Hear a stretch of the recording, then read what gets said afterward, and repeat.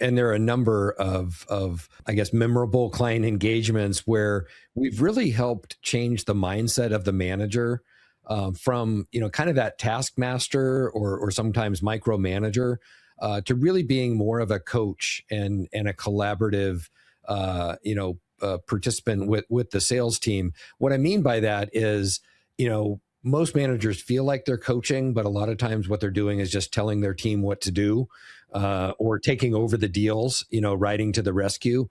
And so, I can think of one organization, a global Fortune 500 organization we worked with, where the CEO actually sat in on our sales coaching workshop. And he said, I'm so passionate about this.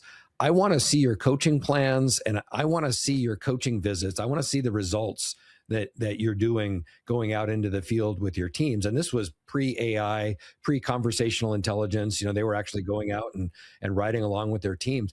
But he was so passionate, he really wanted to see. And of course, what the message that sent to the organization is, we're invested in this, we care about you, we want to see you do it. And as a result, they really changed the culture to be one where they were working with to help improve the performance of each rep, versus just telling them how to close the deal, but working with them to make them more effective. And they really transformed the organization. I love this story, Ray, for a couple of reasons. One, the modeling element of it is applicable. We can remove the word sales and just say leadership here. That's exactly what we're looking for from a leadership standpoint. A taskmaster is absolutely the wrong mindset to be in, regardless of the discipline or the subject that you're leading.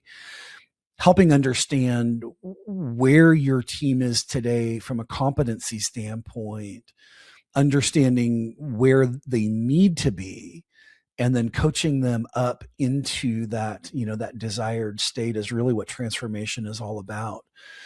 Can you go into a little bit about, what might be different from a sales perspective or unique to sales organizations when we talk about that kind of transformation?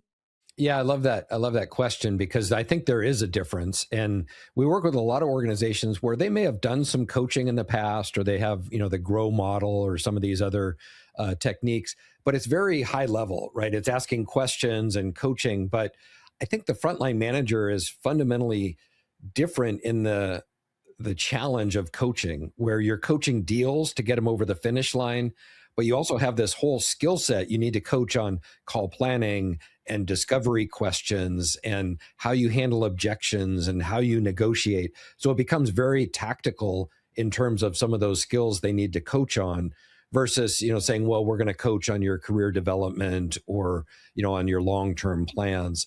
The other thing that unfortunately the managers are presented with, the sales managers, is their results are very visible. So I don't know of any other organization where, the CEO may be looking at each territory and seeing how they're performing. And we can see whether your team is hitting their targets or not. And so they get a lot more scrutiny and pressure on that. And so, I think it is one of the hardest working roles, and also one that gets a lot of visibility. So they're forced to perform. And really the only way to do that is to scale their team and make their team more effective. But I love that you focused on, helping them develop their skills and grow in the team, versus just coming in and trying to close deals.